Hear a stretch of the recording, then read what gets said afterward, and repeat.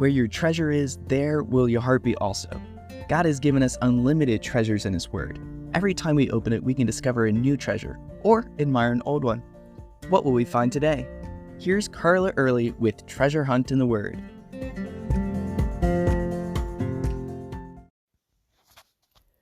Remember those unbelieving Jewish leaders who had to watch their synagogue members walk down the street, pass them up, and go into the house next door where the church met?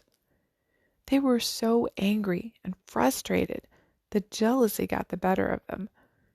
Even their synagogue ruler, Crispus, had gone over to Paul, who they considered their enemy. The new synagogue ruler, Sosthenes, wasn't going to stand for this. He and his group took Paul before the proconsul Gallio, who tried public cases in the marketplace. They complained, which sounded very much like whining to me.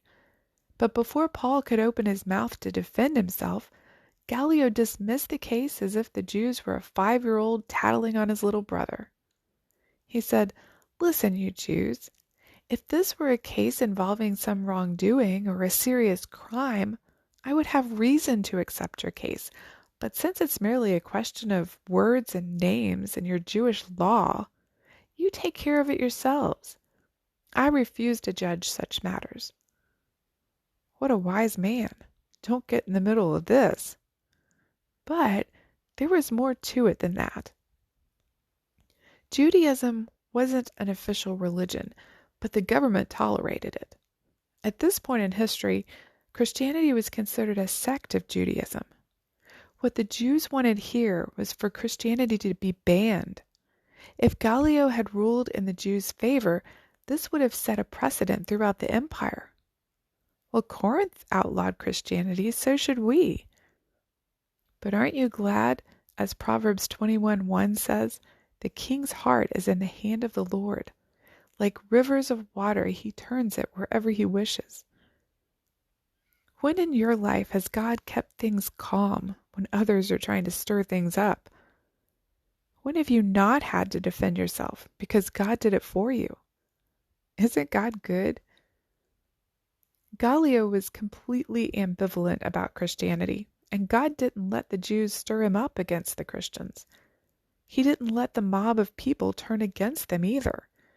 In fact, right in front of Gallio, the Greeks of the city beat Sosthenes, the ruler of the synagogue who probably had brought the accusation in the first place. One interesting tidbit about Sosthenes: he didn't stay an enemy of Paul and the Christians. At some point, God got a hold of him. By the time Paul wrote his first letter to the Corinthian church, Sosthenes was with him, acting as his secretary, or amanuensis. Talk about irony. You never know what enemy that God can make into your brother. So don't ever give up on people. Think about any enemies you might have, or even people who tend to rub you the wrong way. How could God use the two of you better together? How can you pray for that person? You can contact us at treasurehuntintheword@gmail.com. We'd love to hear the treasures God has given you through His Word.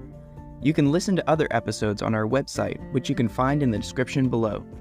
Thank you for listening, and remember, where your treasure is, there will your heart be also.